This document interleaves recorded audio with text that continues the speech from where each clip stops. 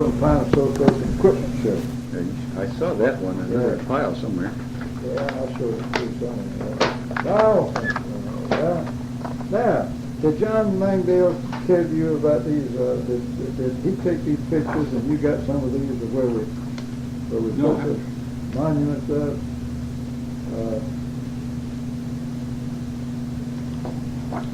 These are monuments that we put down at below Fargo where our grandfather was living.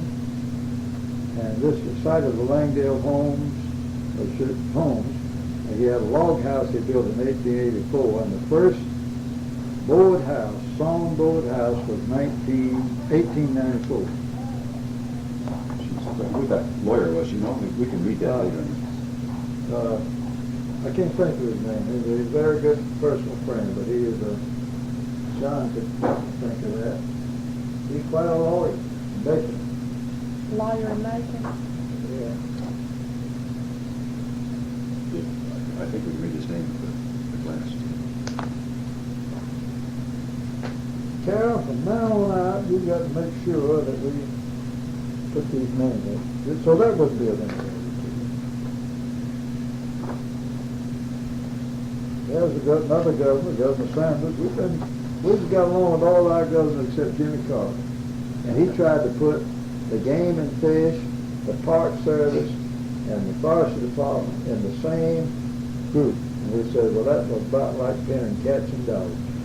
But tell me a little bit about that, because that's still famous. It's supposedly the Forest Service believes when he became president, he went to Washington with a bad feeling about forestry because of his experiences as governor of Georgia about that merger. Yeah. That didn't work. Yeah. So there's a Well, more we fought it. We fought it. And so the Georgia Forest Commission is separate. He wanted to combine it all. I understand that. But we all, not all of us fought it. Some of the bigger paper mills gave in. But we and the Georgia Forestry Association and we as individuals fought it and we won. And he didn't do it. See, to us out west, Governor Carter was known for his managerial skills of reorganizing the Georgia government. Cutting down, that's right, cutting down about 60-something committees and putting them all in about 10. That's right. That's the image we were presenting. But that did not do the good that he thought it was, or anybody else, or other people thought it was. You didn't save anything by that, really. It looked like you would, but you didn't. And we were against a lot of that, particularly when they wanted to take forest and put it with the Park Service. Okay, well that's... Yeah, I never know why it didn't work. I just got the answer now. Now here's a group that I was appointed by Eisenhower on, and here we are, and this is Clark Heritage with Warehousing. He was Director of Development for years with Warehousing. This is Les Harper there, head of research for the right. research, yeah. And this was the group that we were appointed by Eisenhower. We went around to different research groups. Recognize his face somehow. Yeah, he was good. He stayed in Asheville. And you know, most all these foresters that ever in research, they went to Asheville. When they retired, they moved out. They liked that. So that's how I know him. He's a Forest Service. And this was a professor. This was a forest researcher. Yeah, George. This right here, I know you knew him, but I can't This is think George of it. Jemison. He's in Corvallis Yeah? right now. You got good. Well, we interviewed George, so I Yeah? Yeah. But this was a group, and let's see, our committee was this fellow, myself, Carr. This fellow right here was from Vermont. And he was on there because he had a few trees he made maple sugar out of. This Ed Cliff, he was deputy chief then. Yeah, that's right. And this fellow was Gus Back. He was head of the State Chamber of Commerce of Utah, and he was our chairman. And this fellow was Tom Bergall, and he was with Crown Zellerback in Louisiana. This fellow right here is Beal from Wisconsin. You remember, he was president of the Society of American Forests. Ken Beal? Died. Ken Beal? No, John Beal. John B-E-A-L-E. I know they have a Beal Award now. That's from him. Okay. And this fellow was the dean at Yale. George Garrett, he was the president of the Forest History Society. Yeah. So I know George pretty well. Yeah. He's got kind of funny look on his face there. I don't really recognize him. Yeah, I don't know, he's making a face, and that's Harper, you're right. Well, I recognize his face somehow, but I can't remember who he is. He's from, originally from, he was with the Forest Service and research, and he was originally from Chicago.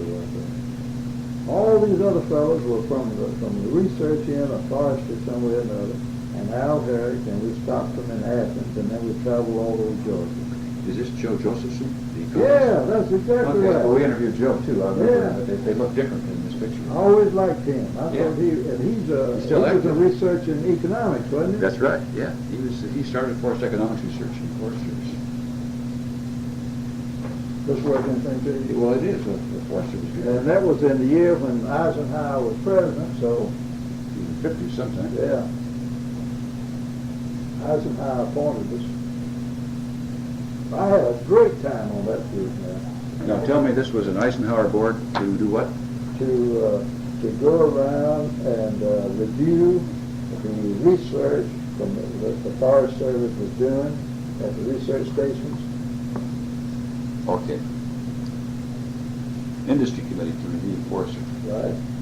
Well, we had industry and we had public figures too, like that fellow Gus Backman. He was chairman of the Chamber of Commerce of Utah. But we went to Bend, Oregon. We went all that in Oregon, Washington, California, Utah, Wisconsin. Well, this is good because we're just negotiating right now with the Forest Service to do a history of Forest Service research. So, Good. Well, you'll find some of our minutes up there where we criticize them and we compliment them. okay, well, keep it balanced. And I tell you, some of these people that you know up there could find all that. I've got one thing that we made that Eisenhower had a special committee and put us on, was to find industrial uses for surplus farm commodities. And you know, that was interesting. Because it looked like there were great possibilities of taking soybeans and corn and things. They got into this deal about making gasoline, gasohol from corn, things like that. Now there's some of your friends. There's Charles Evans right there, and this is Keith Stone, Herb Stone. Yeah. They were looking at steel. Herb didn't know anything about turpentine. Charlie Evans didn't, but he learned. I like Charlie Evans. He was down there and thought.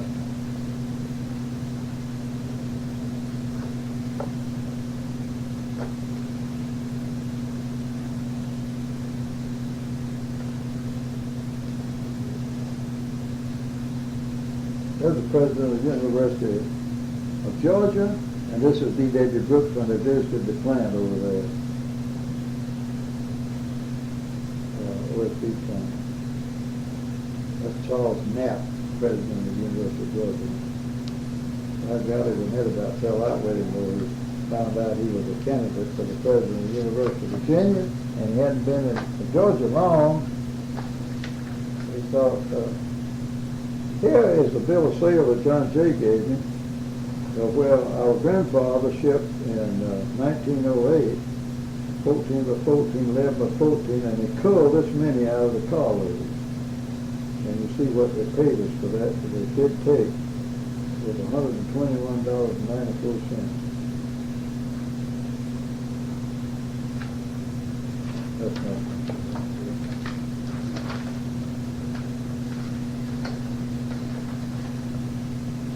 There's a picture when we got the soil and water conservation thing that we gave us. That was the coming from the Soil and Water Conservation Society. Did this in I have the article you sent me. so you don't need that picture. Well, maybe it represents soil and conservation. What's the award? Soil and Water Conservation Society. Merit Award.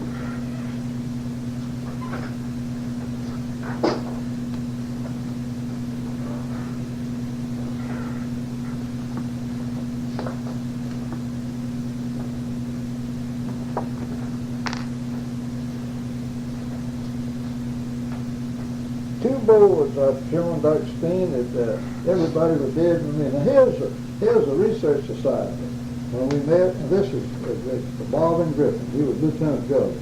And this fellow was the director of the Harley Laboratory at that time. And I think his name was Sproul. I didn't put it on. Albany, Georgia meeting.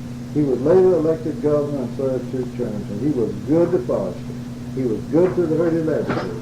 He gave us a special deal of $250,000, and $250,000 a lot of money to lose some equipment. This was the group at that time. There's Governor Marvin Griffin. I got a picture, including Jimmy Carter, but I'm behind somebody with Jimmy Carter, so Right, did it? we didn't think Jimmy Carter could have gotten elected governor and got elected president.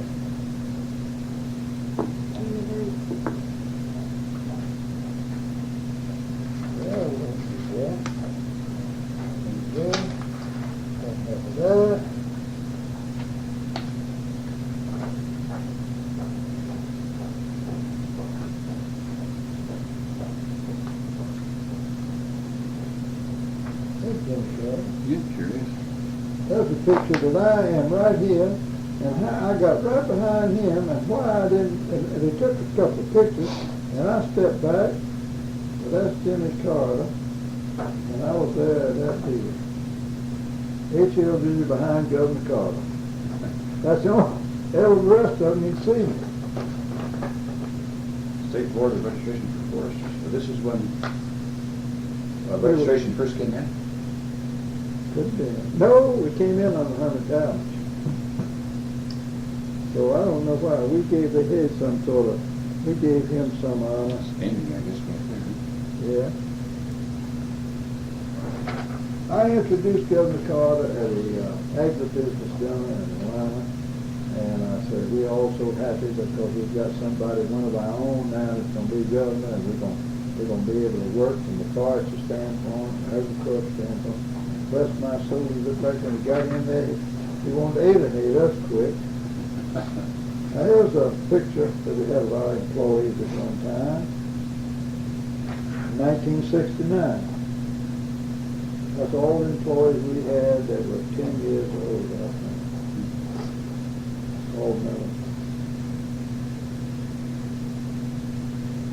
Oh, we presented license number 1,000 from the State Board of Registration of Forestry to Mr. Glenn Stephen Chesley. I'm forwarding these two copies right here. Ray Shirley was a good state forester. He had been executive director of ATFA. He was a class ahead of me in school. But he was a good, conscientious person. He's retired now and you don't hear a word. Why don't we put Carol, put this letter with that picture that he had in Jimmy Carter? Jimmy Carter. Right there. Let's put that picture. All this is a treatment plant. We've got enough of that.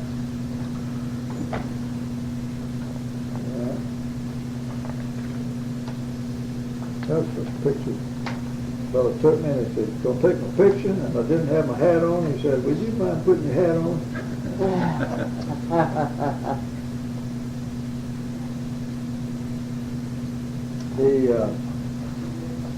The editorial writers of Atlanta papers and all these papers were against us, and finally the owners came in there. We got to them a little bit. They were fighting this thing about Amendment number 3 to separate the value of the timber from the land for taxation purposes. We had our time. Oh, this is what Gordon Markworth was there, the student body, sponsored and paid for. This is what I went over to talk to the governor about. This is what I went over and talked with the chairman of the Board of Regents, and we got a new building in the School of Forestry. And when I got back to Georgia, the chairman of the Board of Regents had called the president, who was Carwell at that time, and he was looking for me everywhere. I had to go to his office, and he talked to me with his tongue in cheek. Glad I went, but don't go anymore. He had to do that because this is what we had. You might want to look at that and see what we were doing back there with Gordon Markwood. Sure. I did it all.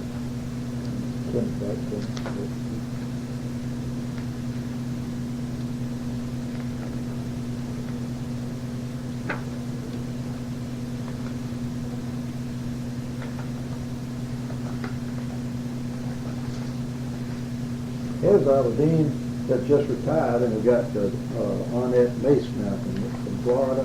This was Leon Hargrave. He was the South Georgia boy, and he's pretty good. He wasn't what you would say most effective from a standpoint of being a technical forester, but he knew how to handle people. He knew how to get hold of them. Right, he retired. This is what we have there. If you've got what you want on that, that's Sit there. Horse runner we have. you got that good. Well, I guess this is about what I want to go. Yeah. All right, Carol, we're gonna put this up. Where we go? This over here. Carol, we're gonna put this back in the file right now before we're through with that. I got this where you can get it separated and there's the bar just right back in. Put this in there first. I believe this goes first, yeah. That's it. That's what it is. That I'm gonna carry home. All right. Yeah. Do you want to keep this together and have this indexed by the student too? You want me to take this? I want you to take all that. Okay. And then you're gonna send it back to me when You're we right. finish with it. Yeah. And you've already sent back now. I brought everything back that you had from the first trip. I gave it to And John. then we mailed you some. Yeah. And we got that back. All that's back. That, Where do these go?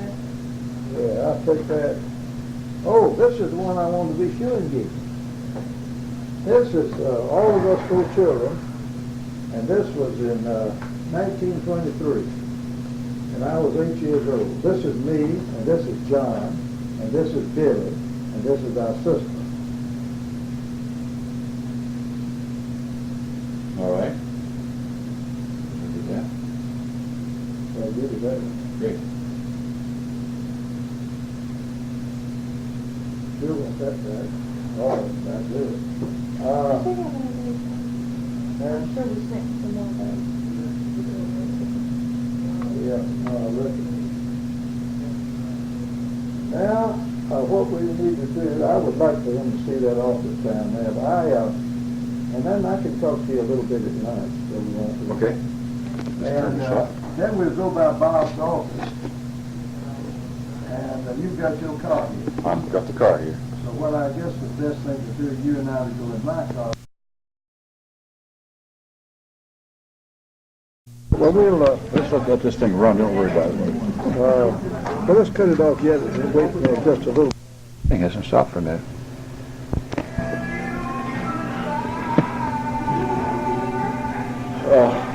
You suggested you might want to talk a little bit more about the start of the naval storage or the growth of the naval storage industry.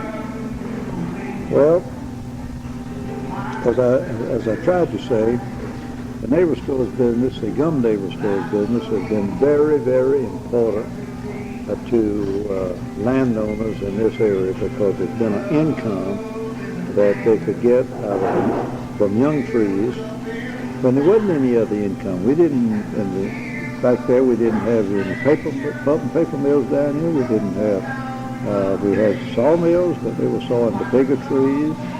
And so the income, which back even in the 30s averaged about 10 cents per turpentine place per year, was very, very important.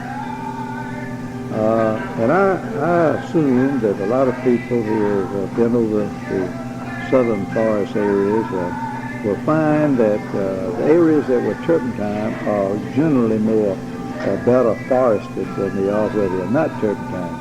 And I think that's the reason that a good bit of our land has been held together from the standpoint of small ownership, because they did have an income from the forest land, rather than one that you might have every 40 or 35 or 50 years, and that wouldn't interest them that much. But I guess we were working more or less on a turpentine rotation, which is probably not the best silviculture practices, but it was a silviculture practice, and it enabled us to cut out the bigger trees and get the growth from the younger trees. Turpentine, yeah. No, we all right. We all right, thank you.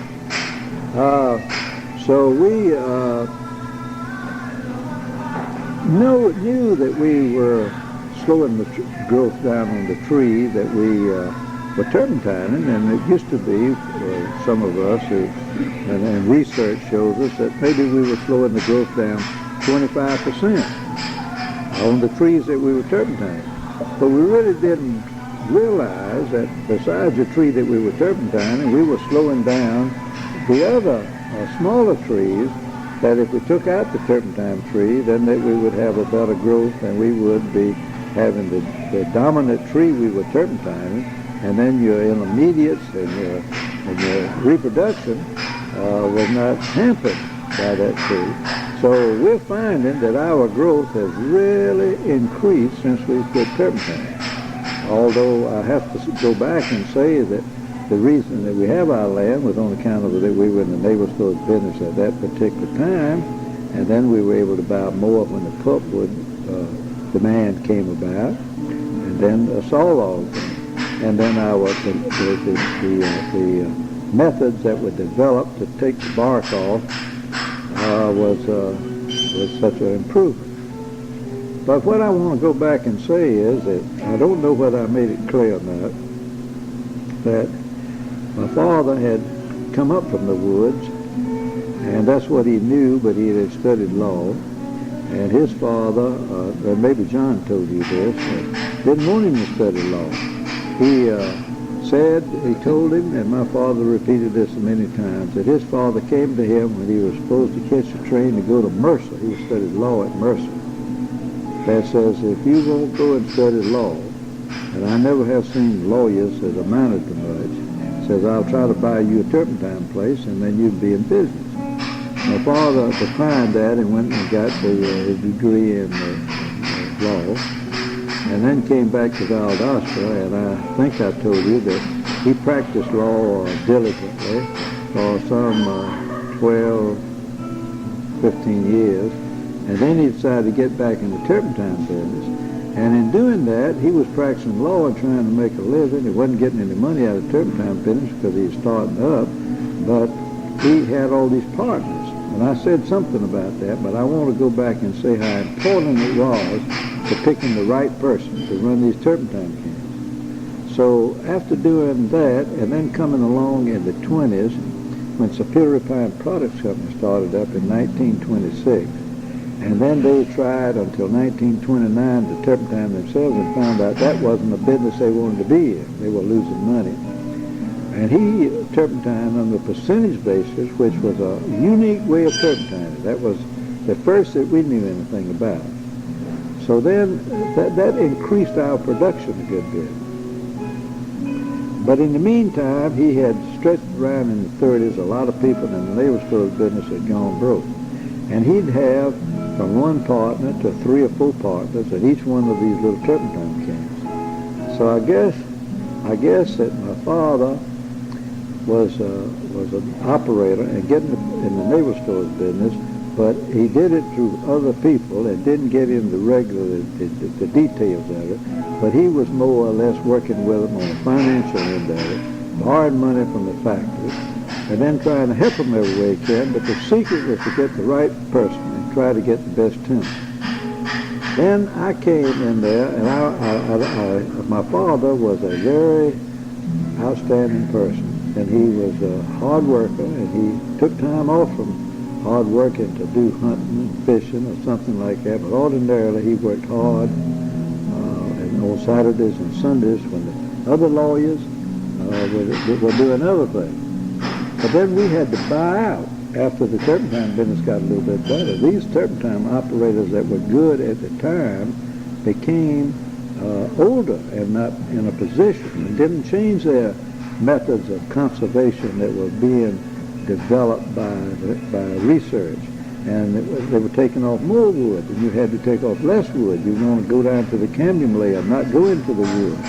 And things like that came about that they were difficult for them to change their thinking and their ideas. And so that was a very difficult situation. That's when I entered into the picture of trying to talk to them to try to buy them out. And that took some really doing back in those days. But that was a stimulus that really gave us the opportunity because not about all of them had bought a little bit of land. And by us taking that over, that gave us a jump to go ahead and build this modern naval storage plant that was developed through forest research and through forestry service down here to Leicester, that really made a better rosin, and